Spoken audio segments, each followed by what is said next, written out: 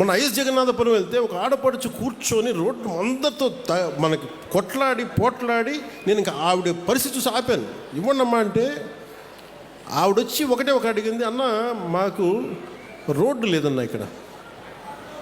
ఒక ఆడపడుచు వచ్చి బిడ్డని సంకనెత్తుకొని అడుగుతుంది, రోడ్డు అడుగుతుంది, ఇన్ఫ్రాస్ట్రక్చర్ అడుగుతుంది అమ్మాయి.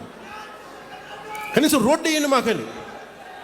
నాకు ఇచ్చి ఒక 2,000 పెన్షన్ ఇమ్మని అడగట్లేదు ఆవిడ, నా బిడ్డకి ఉచిత చదువు ఇమ్మని అడగట్లే. కానీ ఏమడుగుతుందంటే ఒక రోడ్డు వేయండి అన్నాను.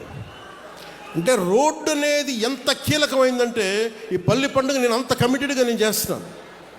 నిధులు లేకపోయినా, రకరకాల మనకి ఒత్తిళ్ళు ఉన్నా కానీ, పాపం ఎన్ని ఒత్తిళ్ళ మధ్య మన ముఖ్యమంత్రి గారు ఉన్నా నేను వెళ్ళి నాకు ఏం చేస్తారో తెలియదు సార్, నాకు రోడ్లు వేయాలి, రోడ్ల మీదకి వెళ్ళలేకపోతున్నాం మేము. మన కమిట్మెంట్ ఇది.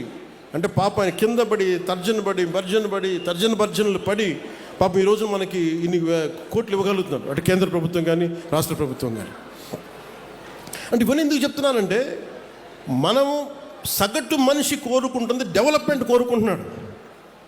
నాకు నా సొంత కాళ్ళ మీద నిలబడగలిగే స్వశక్తిని నాకు ఇవ్వండి, నాకు అది మాకు ఇవ్వండి, మాకు ఇవ్వండి అని కోరుకుంటున్నాను.